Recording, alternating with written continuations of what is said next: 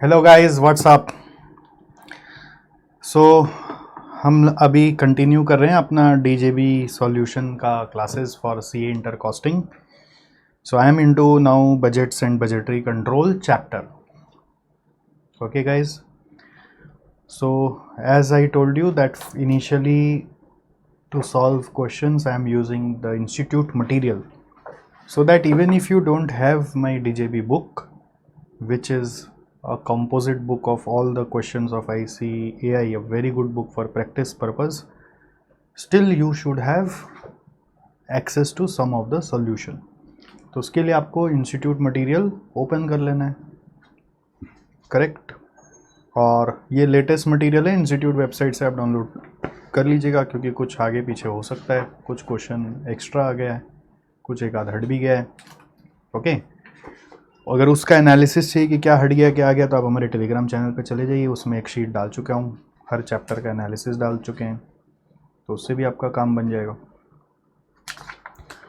सो अभी हम लोग budget and budgetary control chapter का सॉल्यूशन कर रहे हैं फ्रॉम इंस्टीट्यूट मटेरियल। चलो आप, सो सबसे पहले इलस्ट्रेशन नंबर 1 में चलते हैं। इलस्ट्रेशन नंबर 1,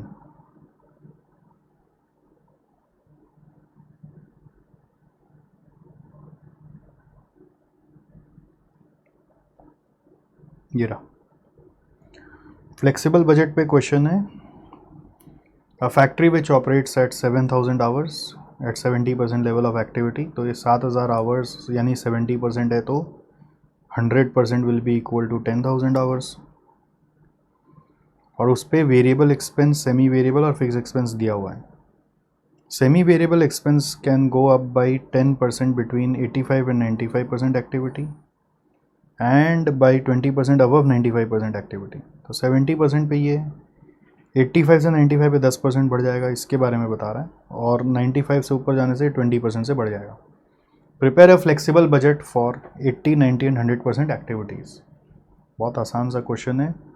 80, 90, 100 पर क्या होने वाला है, मैं ऐसे ही कर देता हूँ यहाँ पर छोटा छोटा लिख कर। तो वेरिएबल एक्सपेंस आपका प्रोपोर्शनेटली चेंज होगा। 1260 70% पे, तो 80% पे क्या होगा, 1260 बाई 70, 1260 बाई 70% करने से 100% पे आ गया, इंटू 80% करने से 1440, 90% करने से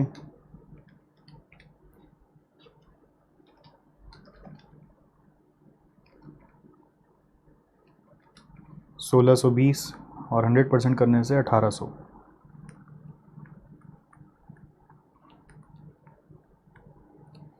फिर सेमी वेरिएबल एक्सपेंस में 1200 दिया हुआ है, तो बोल रहा है 85 से 95 पे 10% बढ़ेगा, ठीक है। तो 80 पर कुछ नहीं बढ़ेगा, वो 1200 ही रहेगा। 90 सिंस आपका 85 टू 95 के बीच में, तो 10% बढ़ जाएगा। और 95 के बाद 20% बढ़ जाएगा, यानी 1440 हो जाएगा। फिर फिक्स एक्सपेंस में 1800 है, तो 1800 सब में आ जाएगा।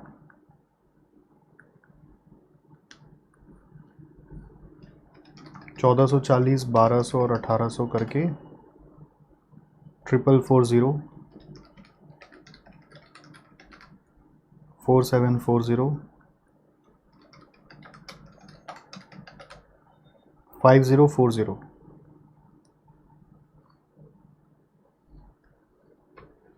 हो गया, ओवर।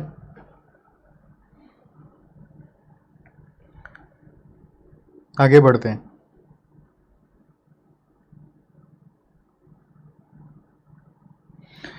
इसमें कंक्लूजन जैसा पॉइंट भी लिखा हुआ, आप उसको नोटिस में ले आइए, देख लीजिए। बोल रहे if in a particular month the factory works 8000 hours, it will be incorrect to estimate the allowance as ₹4880 at 0.61। जैसे यहाँ पे क्या किया है, टोटल एक्सपेंस तो निकाल दिया, फिर आपका टोटल एक्सपेंस को आवर से डिवाइड करके 70, 80, 90, 100 पे कुछ आवर्स आ जाएगा, आपको पता है। उससे डिवाइड करके आपका एक्सपेंसेस पर बजटेड आवर भी आ जाएगा, ठीक है। एक्सपेंसेस पर बजटेड आवर भी आ जाएगा इससे। तो इसमें बोल रहा है कि we notice that recovery rate at 70% is 0.61 per hour, ये 70% पे। If in a particular month factory works 8,000 hours it will be incorrect to estimate the allowance as ₹4880 at the rate 0.61। तो बोल रहा है कि अगर फैक्ट्री 8,000 पे काम करने वाला है तो उस समय करेक्ट अलाउंस होगा 4440। अलाउंस मतलब कितना अमाउंट होना चाहिए खर्चा का, ठीक है। If actual expense during that period, जैसे फ्लेक्सिबल बजट का अल्टीमेट यूज़ क्या है कि ये बजट से आप एक्चुअल को कंपेयर कर सकते हैं। मान लीजिए अगर एक्चुअल एक्सपेंस 4500 हो गया तो आपको क्या समझ में आया कि इसको फिर 4260 से कंपेयर करना उचित नहीं है। आप जो पहले सोचे तो उसी से कंपेयर करेंगे, ऐसा नहीं। एक्चुअल में अगर 80% पे काम किया और 80% का अगर फ्लेक्सिबल बजट 4440 है तो फिर वेरिएंस आपका 60 माना जाएगा, जो एडवर्स है क्योंकि खर्चा ज़्यादा लग गया। सो ओवर स्पेंड बोलेंगे। If the actual expense is 4500 for this level of activity the company has not saved any money but has overspend by ₹60।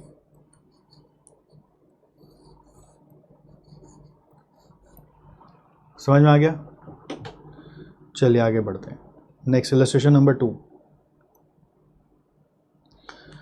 A department of company X attains sale of ₹6 lakh at 80%। तो 100% पे कितना होगा? 6 lakh by 80% करने से 100% का आ जाएगा which is 7,50,000 of its normal capacity and its expenses are given below. 100% पे 7.5 लाख हो रहा है, मतलब 100% इज़ योर नॉर्मल कैपेसिटी।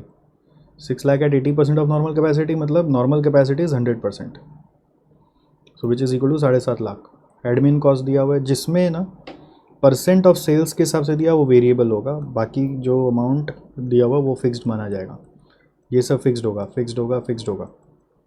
ये आपका वेरिएबल होगा, फिर ये आपका फिक्स्ड है, ये दोनों वेरिएबल है। क्वेश्चन बोल रहा है प्रिपेयर करो flexible admin selling and distribution cost budget operating eight 90%, 100% and 110% respectively. तो ये जो डिटेल दिया हुआ है ये आपको ऐसे तो बोल रहा है 6 लाख एट 80% दिया हुआ है, तो ऐसा मत सोचना 80% के हिसाब से, क्योंकि जो भी फिगर्स है फिक्स्ड है, फिक्स तो हर परसेंट पे सेम ही रहेगा, और वेरिएबल का परसेंट ऑफ सेल्स के हिसाब से दिया हुआ है, तो आप जो भी सेल्स का सिचुएशन है उसके हिसाब से कर लीजिए। एक एडमिन है, एक सेलिंग है, एक डिस्ट्रीब्यूशन है, तो तीनों का कॉस्ट आपको इकट्ठा करके देना है एट ऑल 3 लेवल्स। तो मैं पूरा फॉर्मेट नहीं बना के आपको इस तरह से गाइड कर देता हूँ, थोड़ा इजी हो जाएगा। 3 कॉलम यहीं पे बना रहा हूँ, मेरे को बार बार आइटम नहीं लिखना पड़ेगा कि 90% पे क्या होगा, 100% पे क्या होगा और 110% पे क्या होगा, ठीक है। सो आपको 100% पे सेल्स मैंने बता दिया है 7.5 लाख, तो 90% पे कितना होगा 675। अगर सेल्स का फिगर ले रहे हैं तो 675, 100% पे 750 और 110% पर 825 आएगा, 825। मान लीजिए रुपीज़ इन 1000 है, ठीक है, थोड़ा इजी करते हैं।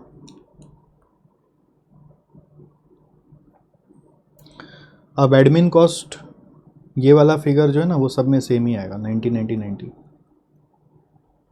के लिख दिया, ठीक है, के मतलब 90,000, के मतलब 1000 होता है। फिर 2% ऑफ सेल्स लेना है, तो 675 का 2% कितना होगा,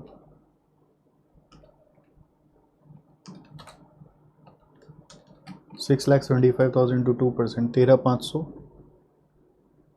15,000,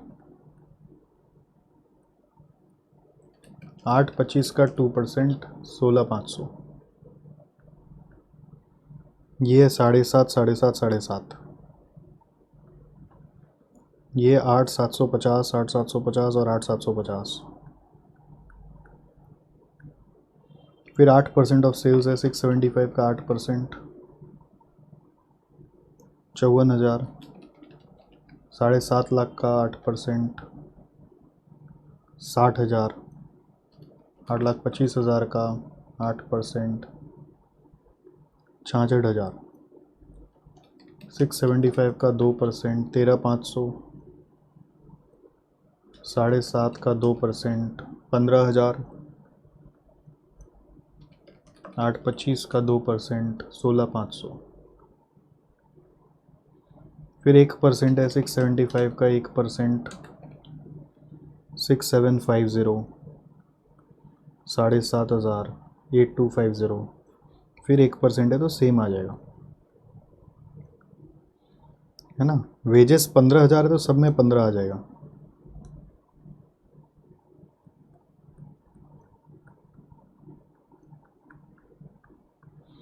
फिर 1% है तो 6750, 7.5 और 8250, फिर 4% है तो 27,000, 30,000, 33,000। तो आप इंडिविजुअली भी टोटल कर सकते हैं, ओके। बस यही करना है आपको, और क्या, इसका आंसर आप देख लीजिए। इंडिविजुअली टोटल किया हुआ, टोटल एडमिन, टोटल सेलिंग और टोटल डिस्ट्रीब्यूशन, और फिर तीनों का टोटल भी किया हुआ है। ए बी सी, मान लीजिए ये ए है, ये बी है, ये सी है, और इन तीनों का टोटल ए बी सी भी किया हुआ है। हो जाएगा ना, इजी है ना, कुछ है नहीं। अब टोटल क्या मैं करूं,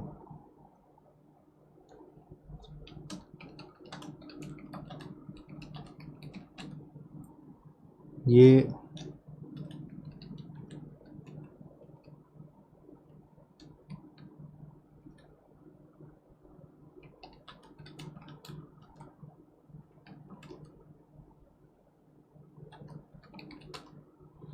ये वाला जैसे 1,19,750 आ रहा है, एक ठो कर रहा हूँ खाली, ये 81,000 आ रहा है,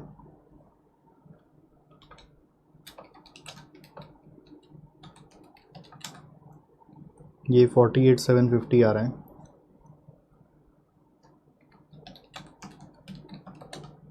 ये तीनों का टोटल आ रहा है।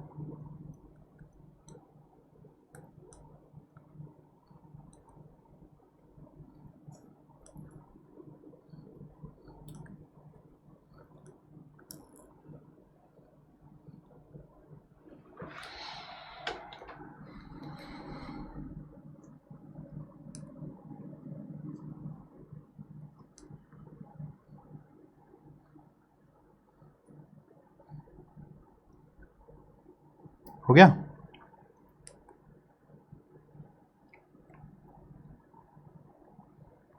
आगे बढ़ रहा हूँ, इलस्ट्रेशन 3 में आ रहे हैं।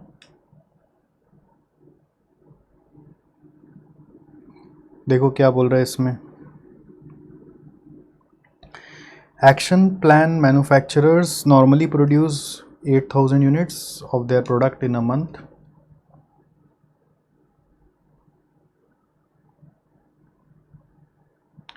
अच्छा हाँ, इसमें एक अजम्पशन था, ये बताना चाहिए था मेरे को 110% के लिए, कि 110% पे बहुत बार फिक्स कॉस्ट 100% तक सेम रहता है, बट 110% पे फिक्स कॉस्ट को बढ़ना चाहिए था। सिंस क्वेश्चन में कुछ बोला नहीं है तो हम लोग उसको सेम मान लिए। वही चीज़ के बारे में ना एक नोट लिखा हुआ है यहाँ पे कि नॉर्मली बढ़ना चाहिए, in practice some of this में change if present capacity is exceeded, but अपने अज्यूम किए कि सेम है। Next, action plan manufacturers normally produce 8,000 units of their product in a month in their machine shop. For the month of January, they had planned for a production of 10,000 units. जनवरी का planning 10,000 है। Owing to a sudden cancellation of contract in the middle of January, they could produce only 6,000 units in January. तो change हो गया, वो 6,000 पे चला गया।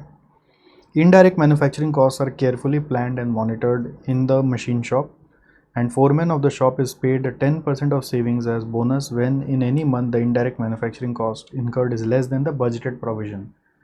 तो एक्चुअल में अगर कम होगा तो 10% बोनस दिया जाता है सेविंग्स का। The foreman has put in a claim that he should be paid a bonus of 88.5 for the month of January. The work manager wonders how anyone can claim bonus when the company has lost a sizable contract. हर जन का ऐसा ही दुख है। The relevant figures are as under. Indirect manufacturing expenses for a normal month, planned for January, actual in cost for January। सो ये आपको दिया हुआ है। Salary of foreman, indirect labour, indirect material, ये सब एक्सपेंसेस फॉर नॉर्मल मंथ है, ठीक है। प्लान्ड फॉर जनवरी क्या था, 1,000, नॉर्मल मंथ 8,000 यूनिट, और प्लान फॉर जनवरी हम लोग सोचे थे 10,000 यूनिट, एक्चुअल में 6,000 यूनिट ही हुआ। तो 8,000 पे भी 1,000 है, 10,000 पे भी 1,000 है, इसका मतलब ये कॉस्ट फिक्स रहा होगा। 8,000 पे 720 है और 10,000 पे 900 हुआ, तो प्रोपोर्शनेटली चेंज हो रहा है क्या? 720 बाई 8,000 इंटू 10,000 करने से प्रोपोर्शनेटली चेंज हो रहा है, तो ये वेरिएबल होगा।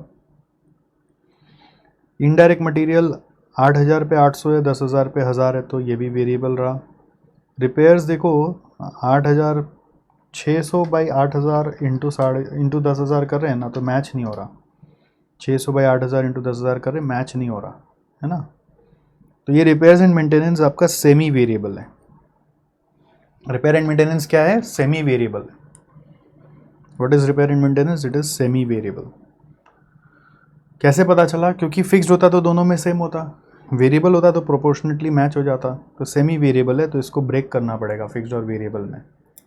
पावर भी वही लग रहा है, सेमी वेरिएबल।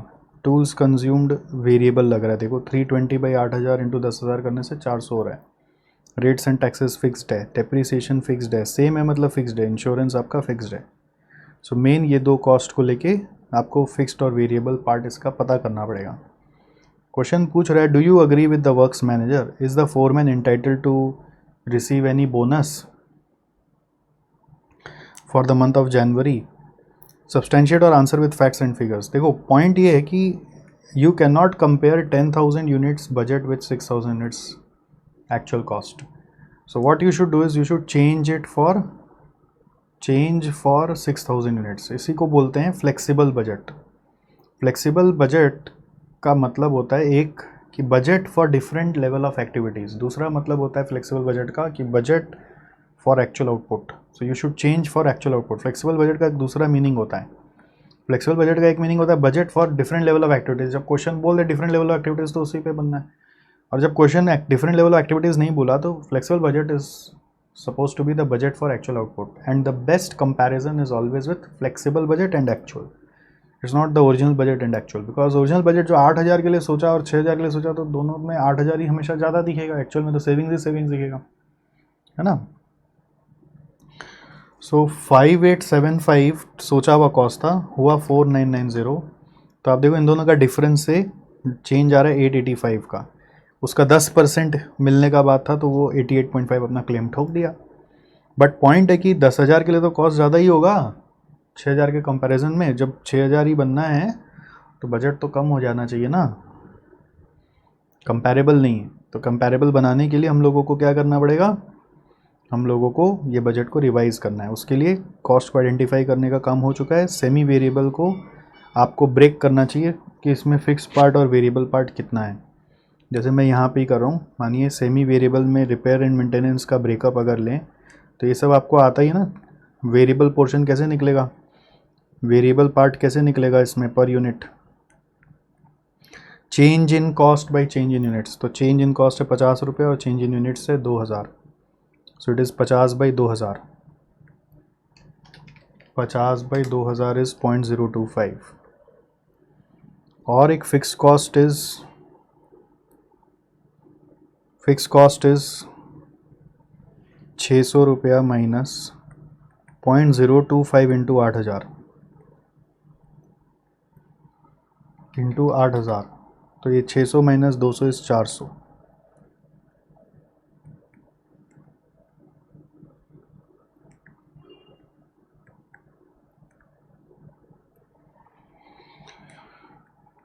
ठीक है, इसी तरह से नोट टू पावर के लिए कर लेते हैं।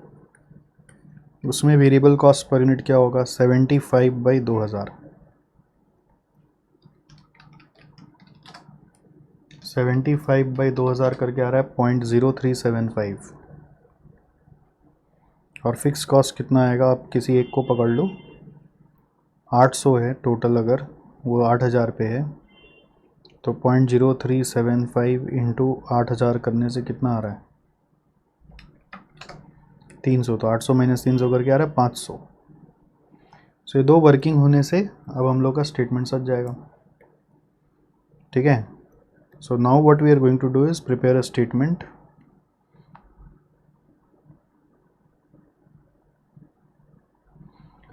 मेरे हिसाब से तो मैं यहीं पे कर दूंगा, देखो एग्ज़ाम के लिए जनरली आपको पूरा प्रेजेंटेशन में करना है, अभी रफली प्रैक्टिस कर रहे हैं। तो एक कॉलम बनाया मैंने, फ्लेक्सिबल बजट फॉर 6000 यूनिट्स का, ठीक है। Flexible budget flexible budget for 6000 units.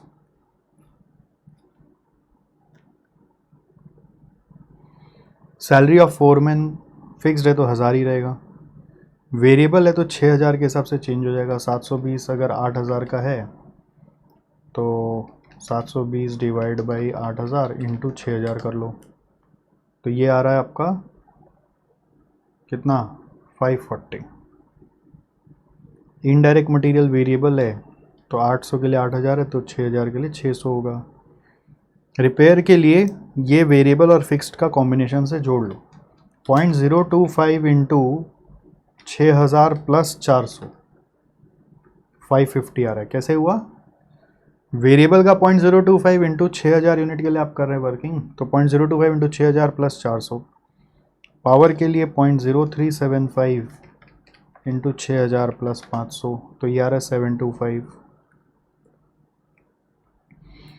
Tools के लिए वेरिएबल है तो 320 बाई 8000 इंटू 10,000 करके 400, फिक्स्ड में 150, ये 800, और यहाँ पे भी फिक्स्ड है तो ये 100 रुपया। तो इससे टोटल कॉस्ट कर लीजिए आप, 1000, 540, 600, 550, 725, 400, 150, 800, 100, ये आ रहा है देखिए 1000,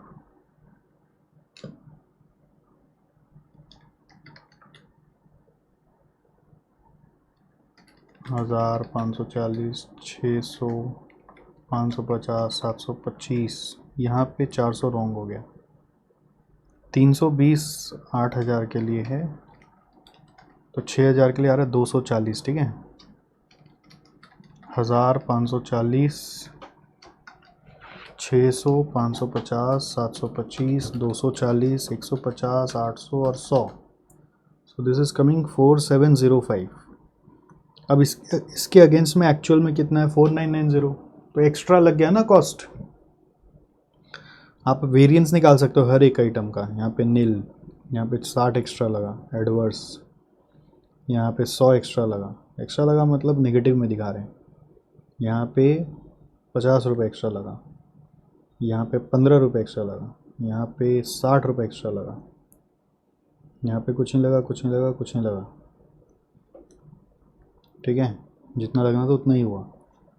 तो 4705 माइनस 4990 करने जा रहा है 285, और यहाँ पे भी 100, 60, 50, 15 और 60 जोड़ के 285 ही आ रहे हैं। तो 285 एक्स्ट्रा लग गया भाई साहब, बोनस कहाँ का। So is the foreman entitled to any bonus, the answer is no, because there is extra cost. Cost overrun बोलते हैं इसको, कॉस्ट ओवर रन हो गया। ओवर रन हो गया मतलब एक्स्ट्रा लग गया। सेविंग्स होने से बोनस देंगे ना, ठीक है। सो आप इसका सॉल्यूशन देख सकते हैं आराम से।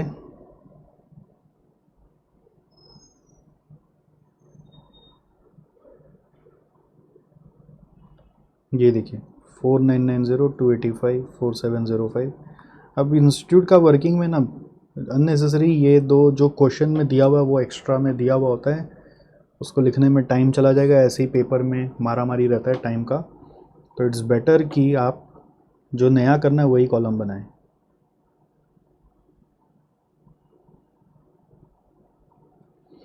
नेक्स्ट हम लोग चल रहे हैं इलस्ट्रेशन नंबर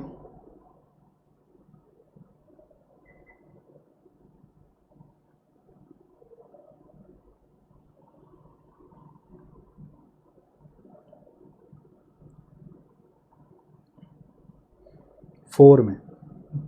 अब यहाँ से फंक्शनल बजट स्टार्ट हो रहा है, तो आइए देखते हैं क्वेश्चन को। A single product company estimated its quarter wise sales for the next year as under। Quarter 1, 2, 3, 4 है, सेल्स यूनिट्स दिया हुआ है। The opening stock of finish goods is 6000 units and the company expects to maintain the closing stock of finish goods at 12 to 50 units. at the end of the year. The production pattern in each quarter is based on 80% of sales of current quarter.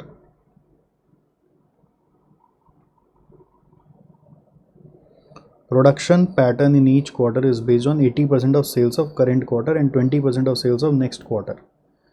जैसे sales दिया हुआ है उससे production निकल जाएगा आपका, बोल रहा है it is 80% of sales of current quarter, तो 80% of 30,000 plus 20% of sales of next quarter है 37,500, उसका 20%.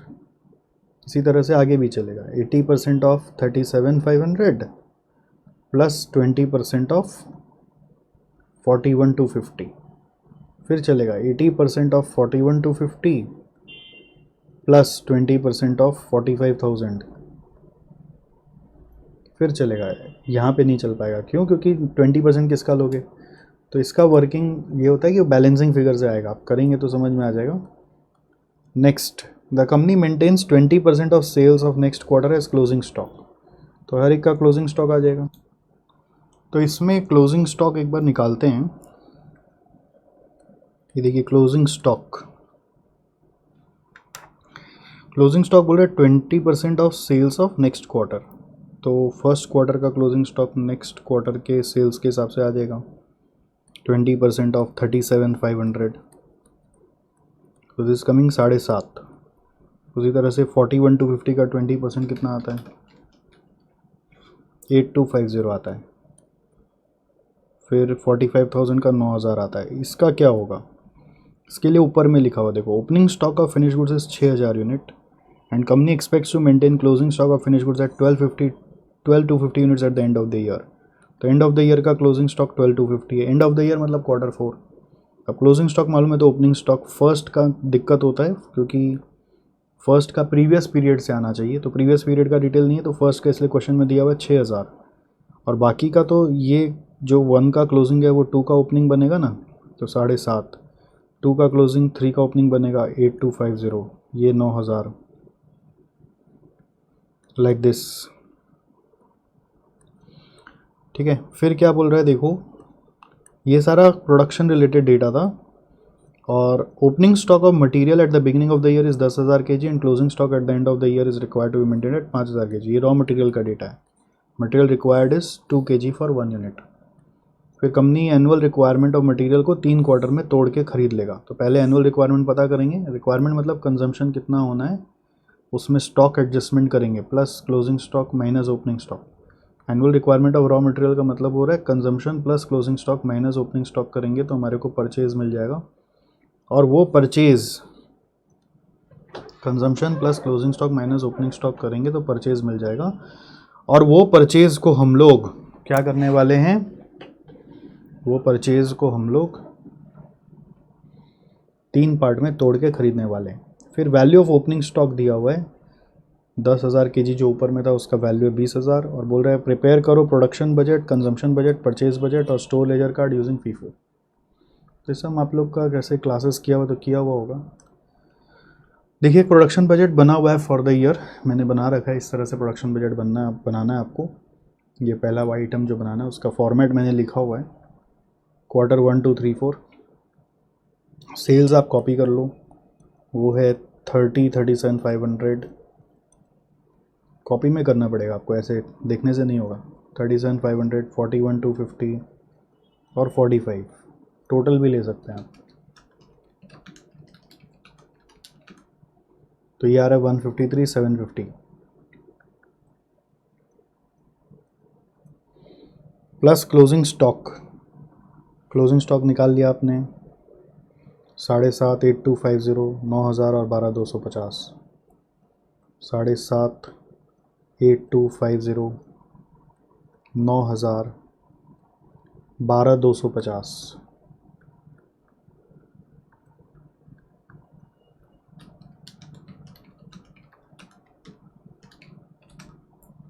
दो सब मिला के आ रहा है 37,000. फिर ओपनिंग स्टॉक. ओपनिंग स्टॉक में फर्स्ट वाला था 6,000, फिर 7.5, फिर कॉपर ड्रैग हो जाएगा 6,000, फिर ये वाला 7.5, फिर ये 8250, फिर ये 9000, ठीक है। अच्छा सॉरी, मैं गड़बड़ क्या किया, स्टॉक का टोटल कर दिया, रॉन्ग। स्टॉक का टोटल नहीं होता, टोटल माने ये एनुअल हो गया, वो धुंध में कर दिया था मैं, आप ना मत करिएगा। एनुअल फिगर में स्टॉक का टोटल नहीं हो सकता है, एनुअल में जो क्लोजिंग स्टॉक ईयर एंड का है वही आपका बैठेगा, विच इज़ 12250। वैसे ओपनिंग स्टॉक भी एनुअल में जो ओपनिंग स्टॉक ईयर का है वो बैठेगा, इसका टोटल नहीं हो सकता है। तो इससे ही प्रोडक्शन आ जाएगा आपका, ठीक है। तो 30,000 प्लस 7.5 माइनस 6 करेंगे 31,500, फिर आपका 37,500 प्लस 8250 माइनस 7.5 करेंगे 38,250 आ रहा है। 41,250 प्लस 9 माइनस 8250 करेंगे 42 आ रहा है। फिर 45,000 प्लस 12,250 माइनस 9,000 करेंगे 48,250 आ रहा है।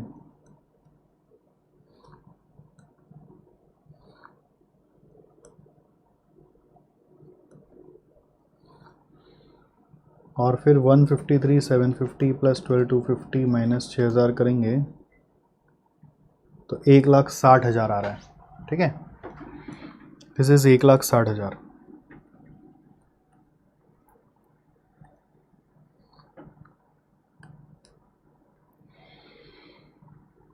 सो इससे प्रोडक्शन आ गया, बट प्रोडक्शन के लिए सर वो 80-20 वाला क्यों दिया हुआ था?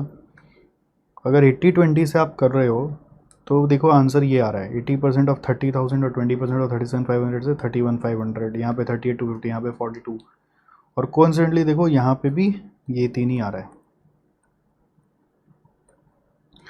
लास्ट वाला जो नहीं आ रहा था वो भी आ गया, वहाँ से नहीं आ रहा था यहाँ से आ गया। एक्चुअली इस क्वेश्चन में ना वो क्लोजिंग स्टॉक का डिटेल देने का ज़रूरत नहीं था, ठीक है, 20% के हिसाब से, पर ठीक है दे दिया तो आपका काम हो गया ना, क्या दिक्कत है। क्लोजिंग स्टॉक का डिटेल ये दिया हुआ था ना 20% ऑफ नेक्स्ट क्वार्टर, वो देने का ज़रूरत नहीं था, क्योंकि आपका प्रोडक्शन 80-20 से आ रहा था ना, तो प्रोडक्शन हम लिखते और क्लोजिंग स्टॉक बैलेंसिंग फिगर से निकाल सकते थे, खाली एक तो लास्ट वाला दे देता तो हो जाता।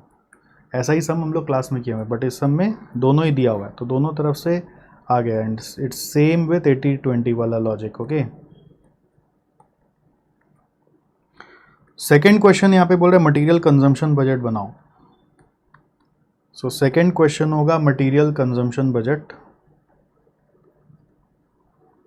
जिसमें आपका 1 यूनिट के लिए 2 kg लगता है, ऐसा क्वेश्चन ने बोला हुआ है। 1 यूनिट के लिए 2 kg लगता है। So consumption is equal to 2 kg at the rate 2 kg per unit, 63, 76,500, 84, 96,500, 320, okay. ये कंजम्पशन बजट बन गया, साल भर का आ गया। अब ये साल भर का कंजम्पशन को ही सीधा परचेज करना ऐसा नहीं है, एनुअल रिक्वायरमेंट जो यहाँ पे बोला था ना परचेज करना है 3 पार्ट में, तो उसमें पहले कंजम्पशन में closing stock opening stock material का एडजस्ट करेंगे। तो आपको पता करना चाहिए मटेरियल परचेज बजट में पहले एनुअल परचेज कितना करना है, ठीक है। यही सेम फॉर्मेट है, मान लो लास्ट कॉलम एनुअल का है, तो एनुअल में मेरे को पता होना चाहिए ना कंजम्पशन कितना हो रहा है, तो कंजम्पशन हो रहा है 320 का, फिर closing stock less opening stock, closing stock कितना है,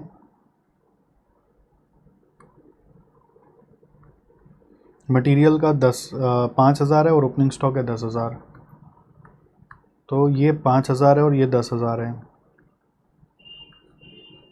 315, तो ये हो गया आपका एनुअल परचेज रिक्वायरमेंट। ये परचेज रिक्वायरमेंट है, इतना मटेरियल चाहिए। अब इसको इन लोग बोल रहे हैं 3 क्वार्टर में तोड़ लो, क्वार्टर 1, 2, 3, 4 आपके पास 4 कॉलम है, तो चारों में नहीं खरीदना है हम लोग को, 3 में ही खरीदना है। उसका प्रोपोर्शन दिया हुआ है क्वेश्चन में, आप देखो 30, 50, 20, तो तोड़ दो इसको। 30% कितना होगा, 315 का 30%, 94,500, 315 का 50%, 157,500, 315 का 20%, 63,000 डैश,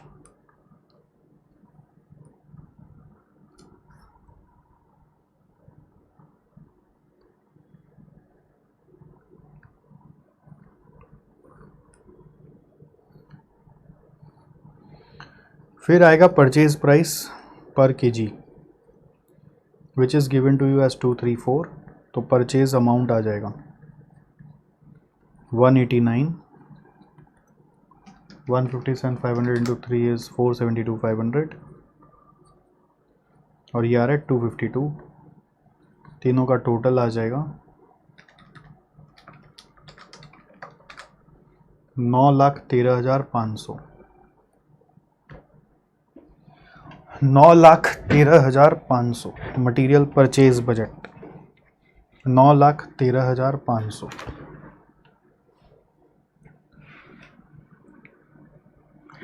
ऑलराइट,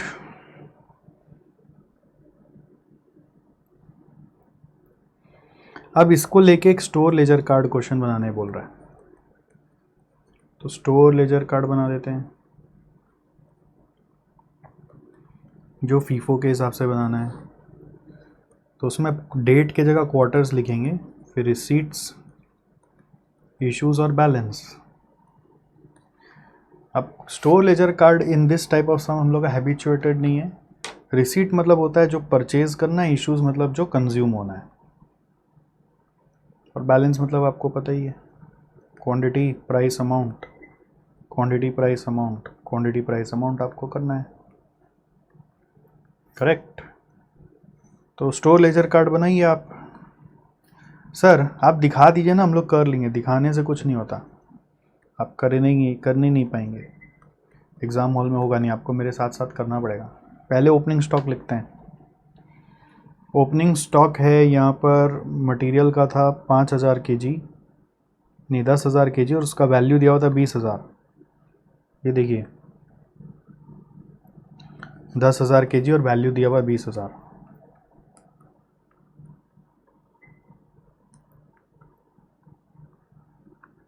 तो रेट हो जाएगा 2 रुपया। फिर परचेज करेंगे क्वार्टर वन में, पहले परचेज करेंगे फिर इशू करेंगे। 94,500 2 रुपया करके 189 कहाँ से मिला? परचेज बजट से मिला, ये परचेज बजट से मिला।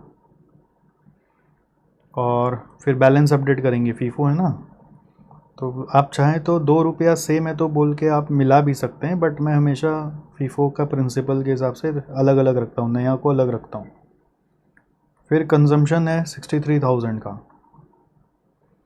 तो 63,000 का कंजम्पशन मतलब हो गया, 63,000 का कंजम्पशन मतलब हो गया,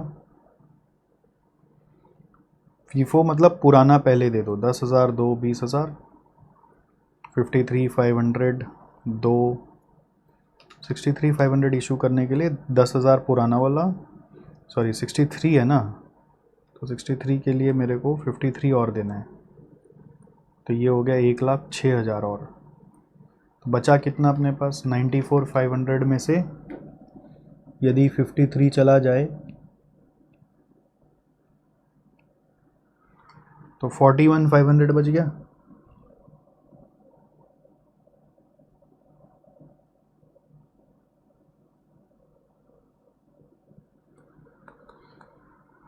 दो रुपया करके 83 आ रहा है, ठीक है। क्वार्टर टू में चलेंगे, क्वार्टर टू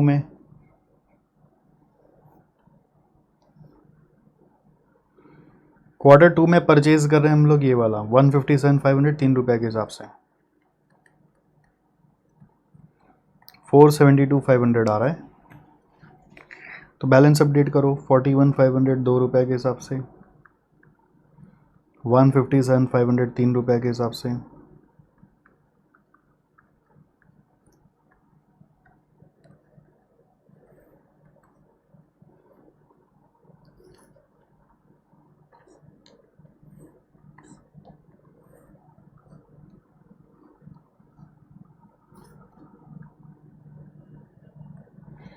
फिर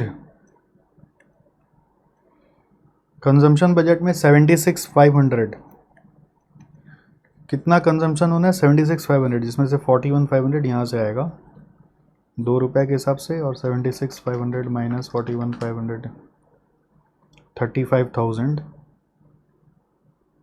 3 रुपये के हिसाब से, ठीक है। तो बचेगा कितना, 157,500 में से 35 चला गया तो 122,500, 3 रुपये के हिसाब से।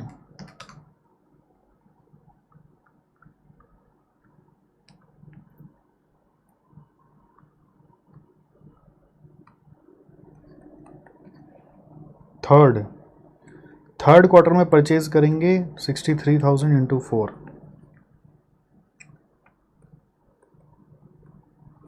252।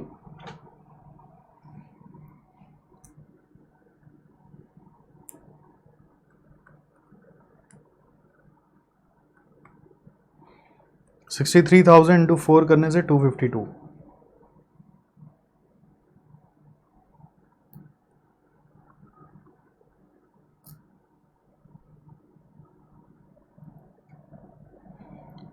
सो यहाँ पे बैलेंस अपडेट होगा 122,500, 367,500, 63,004 करके 252।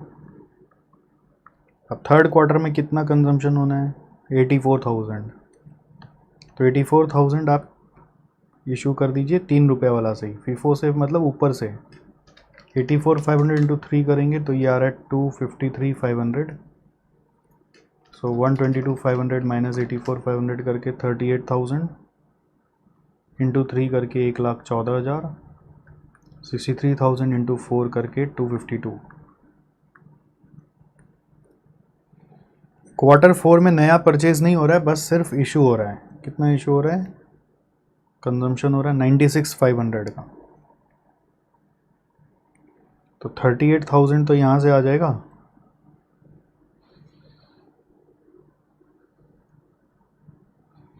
₹3 वाला।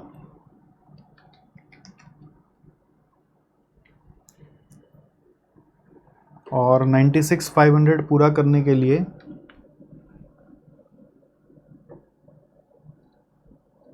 ये 38 होगा क्या, 84,500 है ना, नहीं 84,000 था, आई एम सो सॉरी।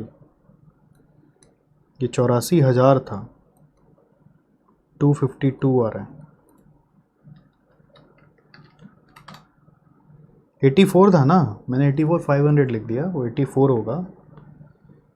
तो यहाँ पे 38,500 आ रहा है। ओके, तो ये करेक्ट हो जाएगा, 1,15,500। खाली कॉपी पेस्ट मत करो, आपको सीखना चाहिए। सब सिली मिस्टेक हो जाता है ऊपर नीचे ड्रैग करके करने से। तो ये 1,15,500 हुआ और 96,000 आपका टोटल था ना। कितना कंजम्पशन होगा, 96,500, उसमें से 38,500 ₹3 वाला चला गया यदि, तो 58 और आया, 58,000 ₹4 वाला जाएगा। तो 2,32,000 बचा कितना, 5,000 ₹4 वाला हो गया।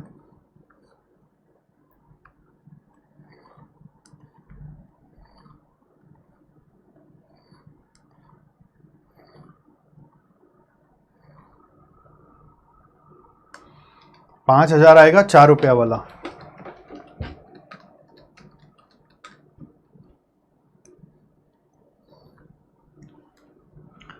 ₹5,000 इंटू 4 20,000।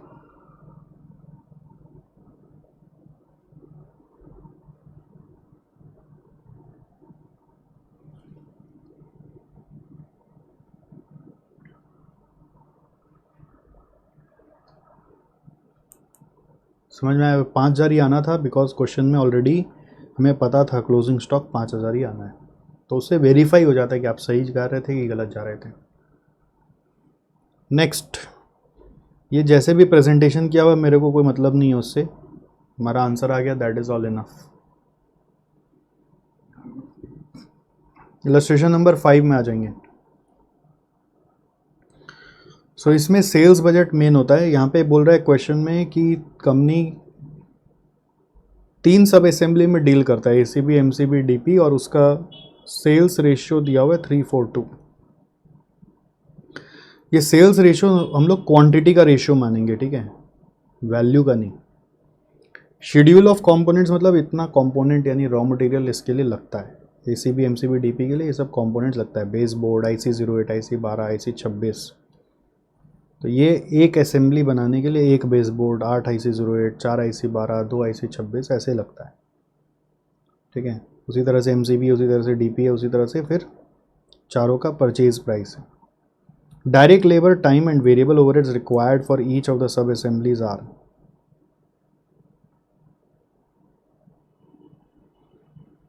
तो डायरेक्ट लेबर टाइम और वेरिएबल ओवरहेड्स आपका कितना है, लेबर आवर्स है ग्रेड A ग्रेड B और वेरिएबल ओवरहेड्स दिया हुआ है।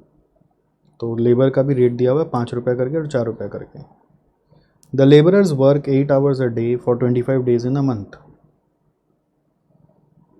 Labourers work 8 hours a day for 25 days in a month, ठीक है। सो इससे पता चल रहा है कि एक आदमी 200 घंटा पर मंथ काम करता है। The opening stock of sub assembly and components for December are as under. ये ओपनिंग स्टॉक दिए हुए हैं। सब असेंबली मतलब फिनिश गुड्स है, कंपोनेंट मतलब रॉ मटेरियल है। फिक्स्ड ओवरहेड दिया हुआ है 757,200 और प्रॉफिट टारगेट दिया हुआ 12 लाख। फिर बोल रहा है company is eager for reduction of closing inventory for the month of December of sub assemblies and components by 10% of quantity as compare to opening stock. इसका मतलब क्लोजिंग स्टॉक निकल जाएगा, that is equal to opening stock जितना भी है उसमें से 10% घटा दो। Prepare the following budgets for the month of December: sales budget, production budget, component usage budget, purchase budget and man power budget. तो इस सब में दो नया बजट है, सेल्स बजट और मैन पावर बजट, बाकी तो पुराना क्वेश्चन में भी था। तो पहले सेल्स बजट पता करना है। सेल्स बजट बेसिकली एक ऐसा बजट होता है जिसमें आप क्वांटिटी पता करते हैं सेल करने के लिए to achieve your targeted profit. तो फिक्स कॉस्ट और प्रॉफिट सिंस दिया हुआ है तो इससे हम टारगेटेड कंट्रीब्यूशन निकाल सकते हैं, डिज़ायर्ड कंट्रीब्यूशन। उसको कंट्रीब्यूशन पर यूनिट से डिवाइड करेंगे तो हमारा यूनिट सोल्ड निकल जाएगा, मार्जिनल कॉस्टिंग लगाना पड़ेगा, ठीक है। और जो भी निकालना होगा वो 3:4:2 का रेशियो में निकालना पड़ेगा। मतलब ये तो सिंस ओवरऑल टारगेट है ना, तो तीनों मिला के टारगेट अचीव करेंगे। तो जैसे आप लोग मार्जिनल कॉस्टिंग में मल्टीपल प्रोडक्ट का ब्रेक इवन पॉइंट सीखते थे, वेटेड एवरेज करके या एक्स करके करते थे, वैसे ही करना पड़ेगा आपको। जैसे ब्रेक इवन में you use to just recover the fix cost, यहाँ पे fix cost plus profit recover करना है, वो यूनिट्स आपको पता करना है, वही यूनिट सेल्स बजट में जाके बैठेगा, ठीक है। तो आइए करते हैं सेल्स बजट।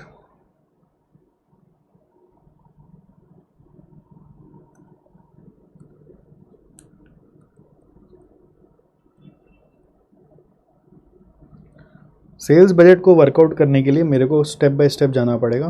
पहले 3 प्रोडक्ट है हमारा यहाँ पे, ACB, MCB और DP। इस तीनों प्रोडक्ट का हम लोगों को सेलिंग प्राइस और वेरिएबल कॉस्ट माइनस करके कंट्रीब्यूशन निकालना होगा। So we have selling price ACB, MCB, DP,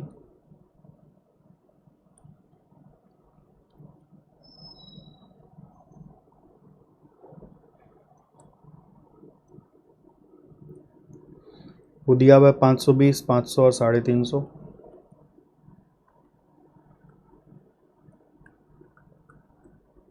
less variable cost,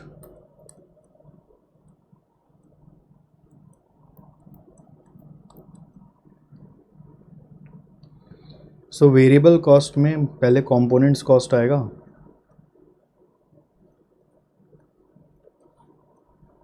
base board IC08, IC12, IC26। So base board में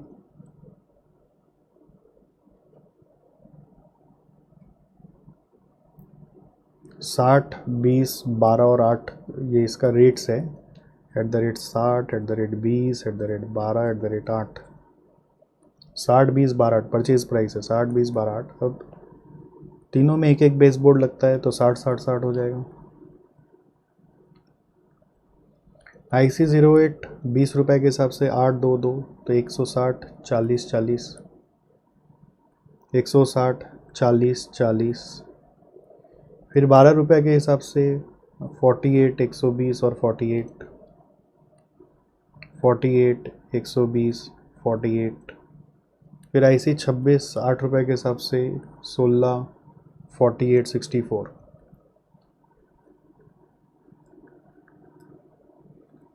फिर कंपोनेंट्स के बाद डायरेक्ट लेबर यानी कि direct wages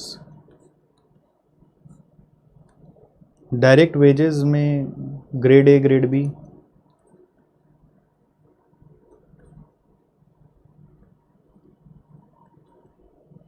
eight the rate 5 रुपया और 4 रुपया। सो 5 रुपये के हिसाब से चलेंगे तो 5 इंटू 8 40, 5 इंटू 6 30, 5 इंटू 4 20, 40 30 20, 4 रुपये के हिसाब से 64 48 और 32।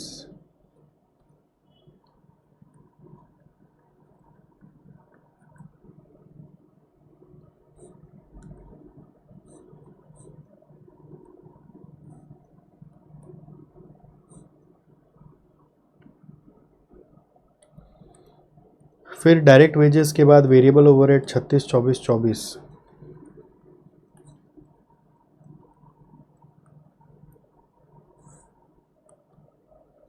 सो इन तीनों से नेट आ जाएगा कंट्रीब्यूशन पर यूनिट। देखो कितना आ रहा है,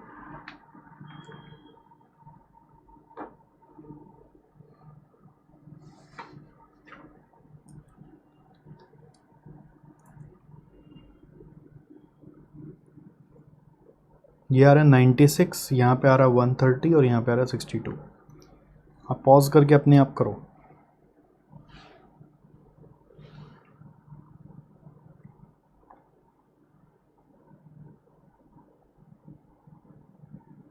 ये 32 है, ठीक है। This is first working note. Second working note is now our desired contribution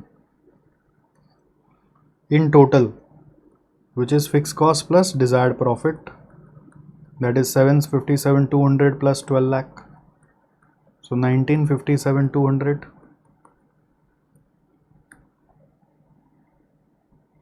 Next,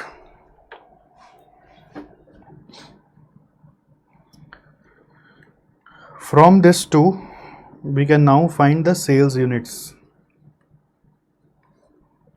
So we have three products,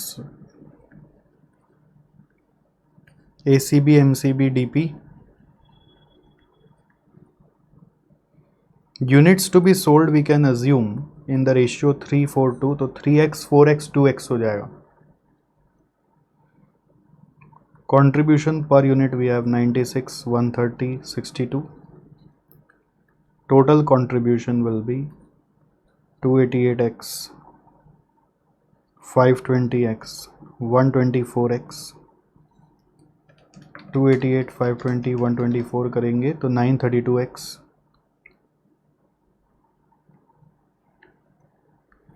So according to condition 932x is equal to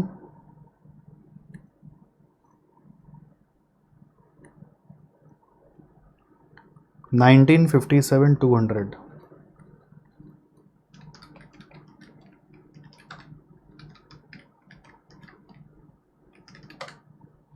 that means our total contribution should match to desired contribution. अब ये break even करना होता तो बस profit नहीं रहता, should have match to fix cost होता। तो एक्स इज कमिंग 2100, तो देयरफॉर अब आपका सेल्स बजट इजीली बन जाएगा। सेल्स बजट अब बन जाएगा। सेल्स बजट में ACB, MCB, DP और total, you should show the sales units first. Here we have assumed 3x, so 3 into 2100 will be 6300. 3x 4x is equal to 8400. 2x is equal to 4200. Units का total नहीं किए, selling price आपको question में दिया हुआ था, ऊपर में लिखा भी था 520 500 350।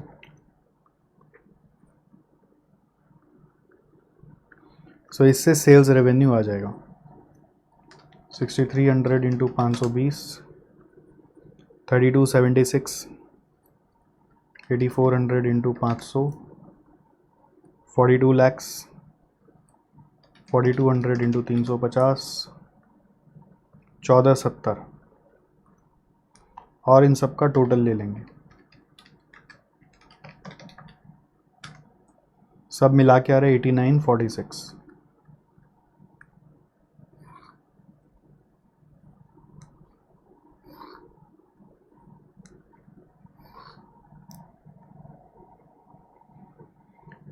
तो पार्ट 1 हो गया। पार्ट 2 में क्वेश्चन बोल रहा है प्रोडक्शन बजट बनाओ। प्रोडक्शन बजट में एसीबी, एमसीबी, डीपी का सेल्स यूनिट्स हम लोग को मालूम है 6300, 8400 और 4200 प्लस क्लोजिंग स्टॉक करेंगे which is 90% of opening stock less opening stock करेंगे। तो ओपनिंग स्टॉक तीनों का यहाँ पे दिया हुआ है 800, 1200 और 2800।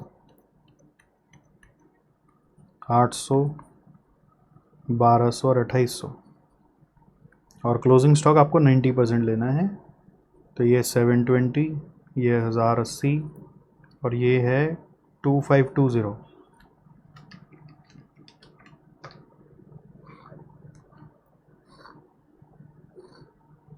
6300 720 माइनस 800 करने जा रहा है 6220। 8400 minus 1000 plus 1080 8280। 4200 2520 minus 2800 is 3920।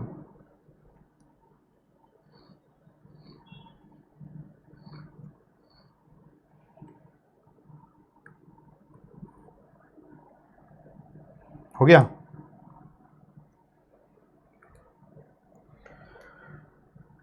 Part 3 में बोला है कंपोनेंट यूसेज बजट बनाओ। Component usage budget, so it will be base board IC 08, IC 12, IC 26। So as per this quantity आपको यूसेज बताना है। ACB का यूनिट्स बनाना है आपको 6220, तो उसके लिए बेस बोर्ड कितना लगेगा ×1। MCB का 8280 बनाना है तो उसके लिए भी बेस बोर्ड कितना लगेगा ×1। DP का 3920 बनाना है तो उसके लिए बेस बोर्ड कितना लगेगा 3920 ×1। करेक्ट। तो इसी तरह से IC 08 में क्वेश्चन को देखो आप, उसमें दिया होता ना कंपोनेंट यूसेज 8 2 2 4 10 4 और 2 6 8, उसके हिसाब से मल्टीप्लाई करना है 8 2 2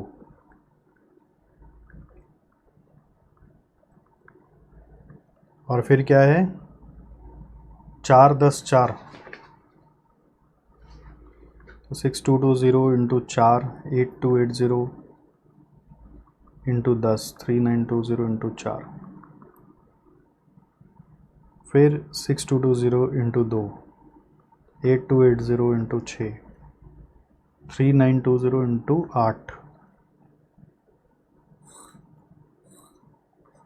टोटल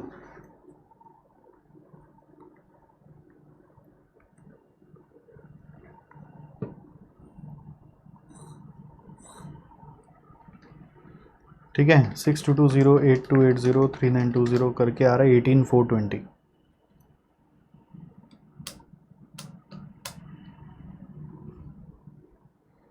फिर 6220 इंटू 8 8280 इंटू 2, ऐसे आप सबका करोगे ना तो मैं फिगर्स डायरेक्ट बैठा दे रहा हूँ। ये आ रहा है 74 160, ये आ रहा है 123 360 और ये आ रहा है 93 480। पार्ट 4 आपको अपने आप करना है, पॉज करके ऐड करके देखना है कि ये आ रहा है कि नहीं आ रहा है।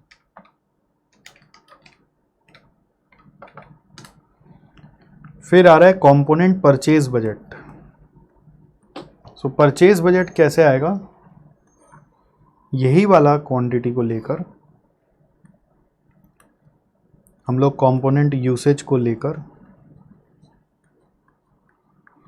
ऐड करेंगे क्लोजिंग स्टॉक, लेस करेंगे ओपनिंग स्टॉक। क्लोजिंग स्टॉक कैसे आएगा 90% ऑफ ओपनिंग स्टॉक से।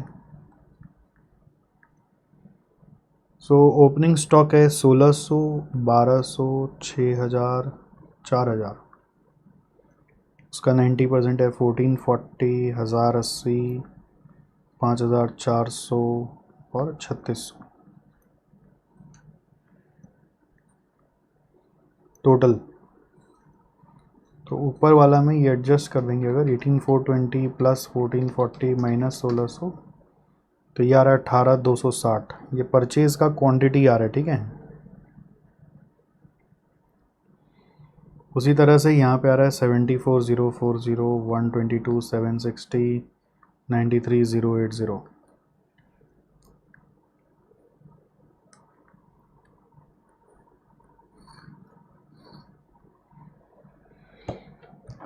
Purchase price per unit question में दिया हुआ था 60, 20, 12, 8। सो purchase amount 18 to 60 into 60, 1095 600, 74040 into 20, 1480 800, 1227, 60 into 12, 1473 120, and this is 744 640। और आप इन सब का भी ग्रैंड टोटल दिखा सकते हैं।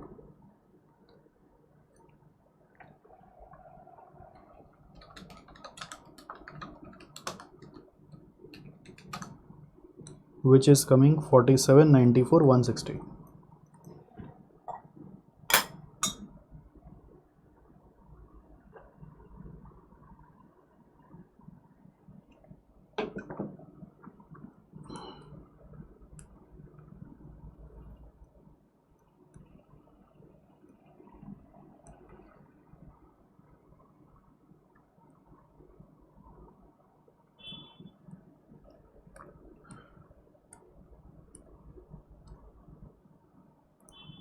ठीक है,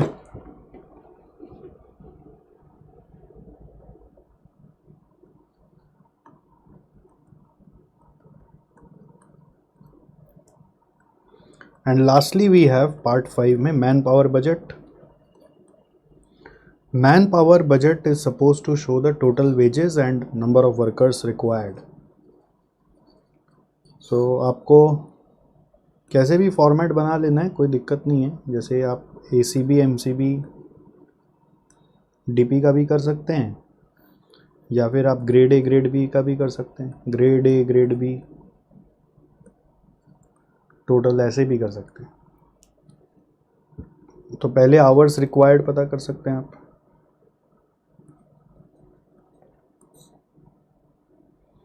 ACB MCB DP के लिए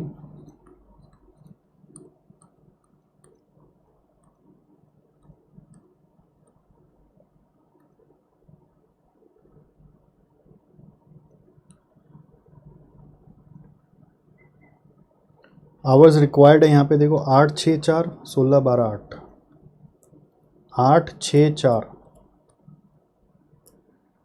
तो 6220 इंटू 8, 8280 इंटू 6, 3920 इंटू 4।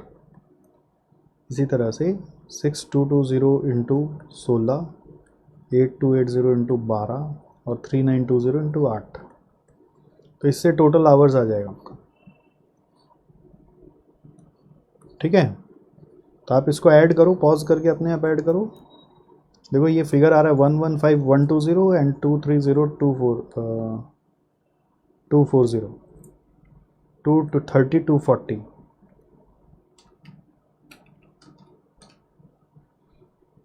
ये आवर्स रिक्वायर्ड है। अब आवर्स पर वर्कर एक महीना में कितना काम कर सकता है, वो क्वेश्चन में बोला था 25 इंटू 8 200 घंटा ही काम कर सकता है। तो अगर टोटल इतना आवर काम कराना है और एक आदमी 200 घंटा ही काम करेगा तो नंबर ऑफ वर्कर्स कितना होगा,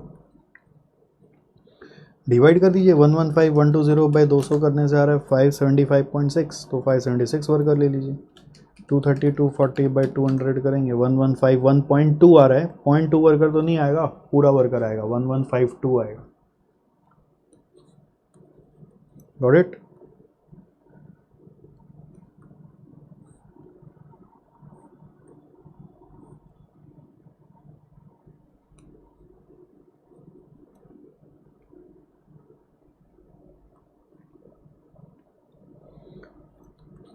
सो इसके बाद वेज रेट पर आवर आपको मालूम है, वेज रेट पर आवर आपको मालूम है, जो क्वेश्चन में दिया हुआ था ऊपर में 5 और 4। तो आप दोनों आवर और वेज रेट पर आवर को मल्टीप्लाई करके वेजेस अमाउंट भी निकाल सकते हैं। 115,120 इंटू 5 575 600 और 232 सॉरी ये वाला आवर्स 230 इंटू 4 920 960। अब इंस्टीट्यूट का सॉल्यूशन इसमें क्या करता है, वो इस चीज़ को थोड़ा चेंज किया है। वो बोल रहे हैं वेज रेट पर मंथ ले लेंगे हम। वेज रेट पर मंथ कैसे आएगा, एक आदमी 200 घंटा काम कर सकता है तो 5 रुपया करके 200 इंटू 5 1000 रुपया होगा, और 200 करके 4 यानी 800 का। मतलब ये ऐसा बात हो गया कि हर आदमी को महीना का पूरा रुपया देंगे।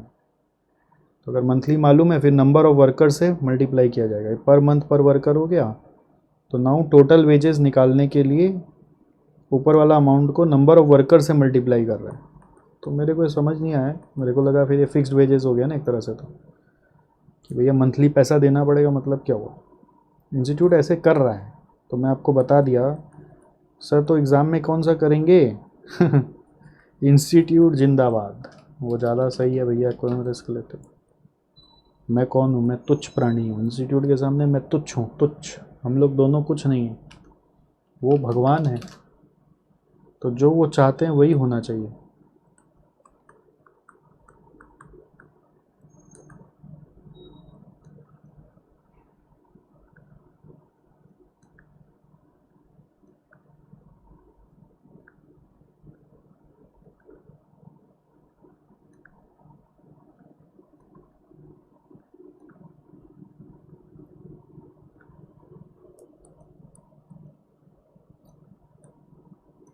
ऑल राइट,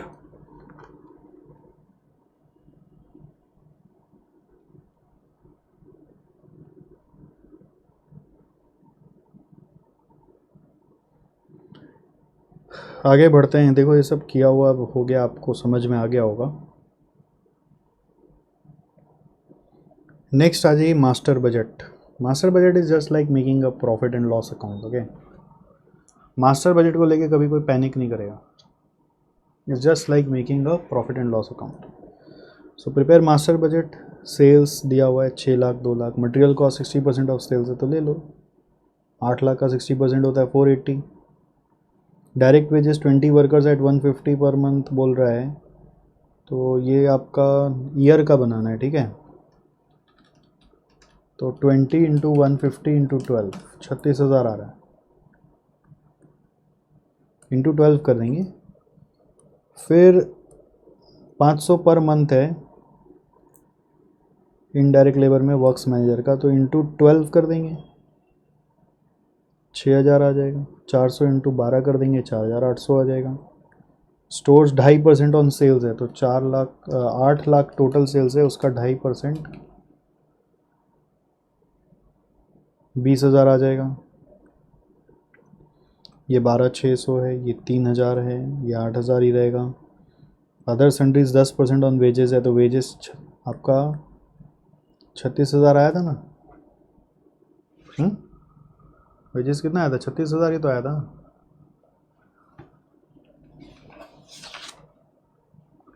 तो उसका 10% 3600,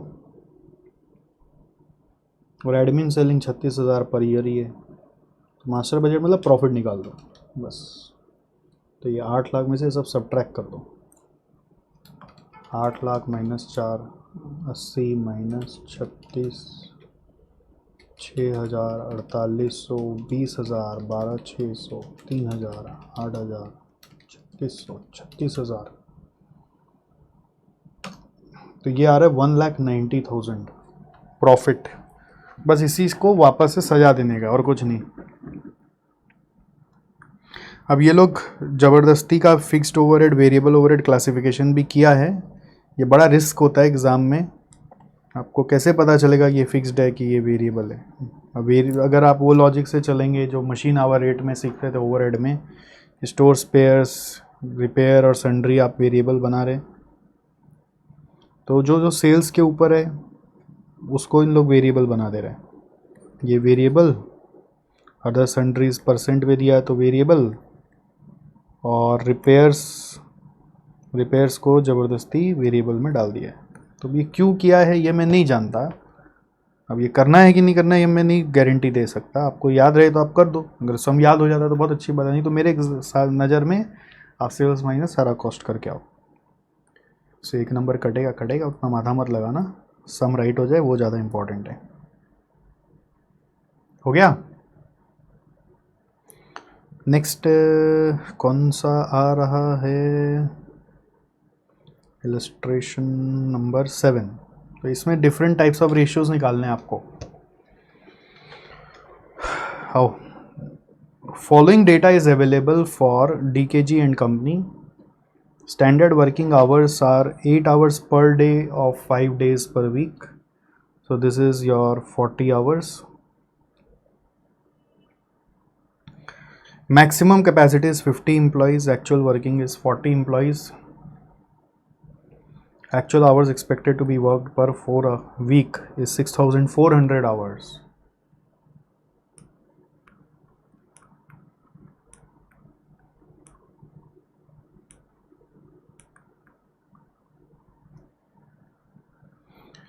ठीक है, इसमें ये 2-3 आवर्स जो दिया हो ना, ये थोड़ा ध्यान से करना है। Actual hours expected to be worked क्या है, तो standard hours expected to be earned क्या है।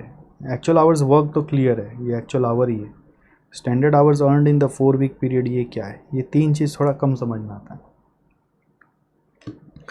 Related period is of 4 weeks. In this period there was one special holiday due to national event. Calculate the following ratios. एक एक करके formula से crack करना होगा। पहले एफिशिएंसी रेशियो कैसे आएगा, standard hour for actual output by actual our से आता है। तो अब पॉइंट आता है कि standard hour for actual output कैसे आएगा, isn't it.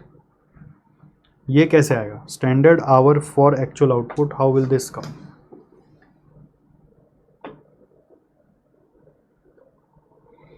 Standard hour for actual output, how will this come.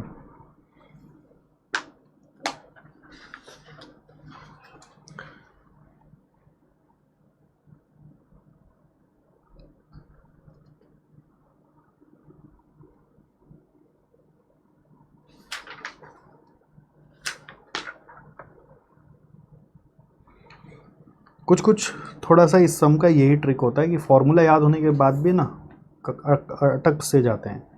Standard our earned in 4 week period, ये जो है ना 4 वीक पीरियड में इतना अर्न किया, this is indicating standard hour for actual output. So that way it will be 7,000 by actual hours is 6,000। Activity ratio का formula होता है actual hour by budgeted hour. अब एक्चुअल आवर तो मालूम है, बजटेड आवर क्या होगा वो कैसे निकलेगा। तो expected to be earned, standard hour expected to be earned क्या है और actual hour expected to be worked क्या है, इस दोनों में डाउट हो जाता है। सॉरी, एक्टिविटी रेशियो का फॉर्मूला ये नहीं, कैपेसिटी रेशियो का ये फॉर्मूला है। एक्टिविटी रेशियो का फॉर्मूला था standard hour by budgeted hour, वो कैपेसिटी रेशियो से मैं कंफ्यूज कर गया। एक बार सारा फॉर्मूला बता देता हूँ। Calendar ratio is actual days by budgeted days. Standard capacity usage ratio is budgeted hour by maximum hour. Actual capacity usage ratio is actual hour by maximum hour, और actual usage of budgeted capacity is actual hour by budgeted hour. ठीक है, ये formulas आपको याद होना चाहिए। Now अगर हम एक्टिविटी रेशियो निकालना चाहते हैं वो कैसे निकलेगा, तो उसके लिए मेरे को क्या क्या चाहिए, स्टैंडर्ड आवर चाहिए और बजटेड आवर चाहिए। तो स्टैंडर्ड आवर जो आपने एफिशिएंसी में यूज़ किया वही है 7,000। बजटेड आवर क्या होगा, budgeted hour is what, actual hour expected to be worked को बजटेड आवर माना जाएगा।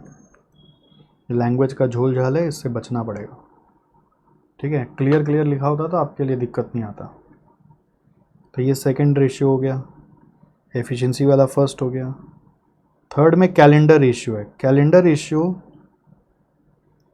आपका 5 डेज वीक है, 4 वीक पीरियड है, तो 20 दिन काम होना चाहिए, और काम हुआ है 19 दिन क्योंकि एक दिन स्पेशल हॉलीडे हो गया, तो 19/20। फोर्थ है स्टैंडर्ड कैपेसिटी यूसेज रेशियो।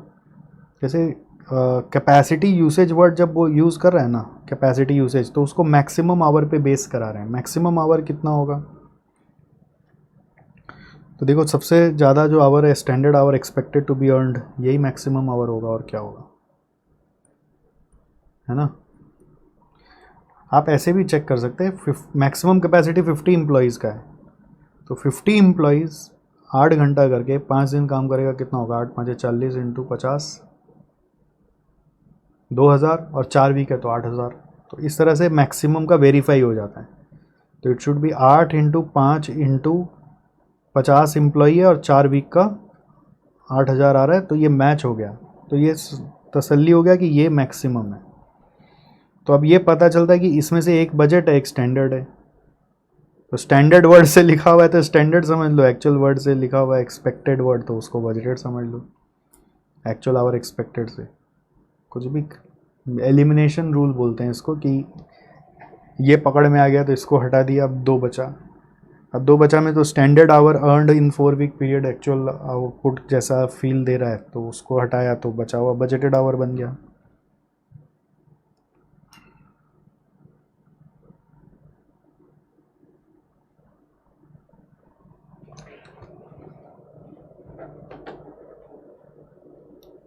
ठीक है,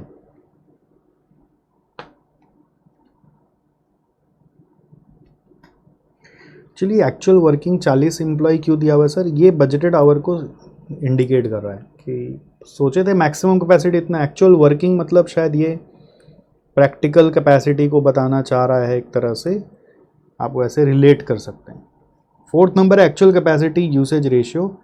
तो actual capacity usage ratio, actual our आपका आया हुआ, अब तो सब आ जाएगा ना, एक्चुअल आवर आपका आया हुआ है 6000 और मैक्सिमम आवर है 8000, तो 6/8। 5 नंबर ये सॉरी ये तो आपका 5 कर दिया मैंने। स्टैंडर्ड कैपेसिटी यूसेज रेशियो कैसे आएगा, स्टैंडर्ड कैपेसिटी यूसेज रेशियो कैसे आएगा, budgeted hour by maximum hour. Budgeted hour है आपका 6400 और मैक्सिमम आवर है 8000। फिर 5th number actual capacity usage कैसे रहेगा, एक्चुअल कैपेसिटी यूसेज रेशियो आएगा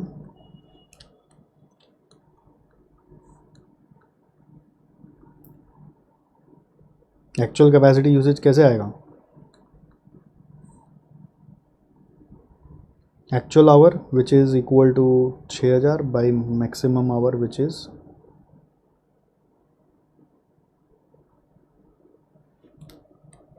मैक्सिमम आवर इज़ 8000।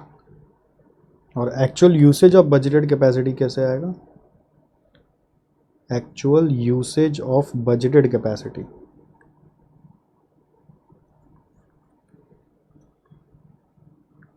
तो एक्चुअल है 6000, बजटेड कैपेसिटी आपका 6400। So this way you will get the answers.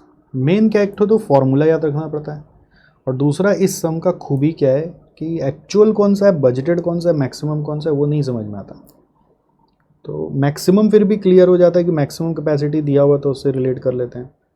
अब ये एक्चुअल वर्किंग दिया हुआ है, इससे प्रैक्टिकल कैपेसिटी निकालना है। अगर आप उसको समझ सकते हैं तो 40 इंटू 8 इंटू 5 इंटू 4 करोगे तो ये आपको समझ में आ जाएगा 6400 आ रहा है। तो उस लॉजिक से आप कैचअप कर सकते हो, बट नहीं किया होता ना ये सब। एक बार फर्स्ट टाइम एग्ज़ाम में डायरेक्ट आया था, तो जिसका नहीं किया होता वो फंस जाता है। ओके, तो इसके साथ हम लोगों का इनिशियल इलस्ट्रेशन सारा ख़त्म हुआ। इनिशियल इलस्ट्रेशन इसका जितना भी है वो ख़त्म हो गया। ऑलराइट, चलिए आज ही रुक जाते हैं। आप एक बार इसको फिर से देख लीजिए, घुमा के नज़र से निकाल दीजिए, देखिए कहीं फंसा था तो गाड़ी, उसको फिर से देख लीजिए। हम लोग अगली क्लास में आगे बढ़ेंगे। Alright, thank you.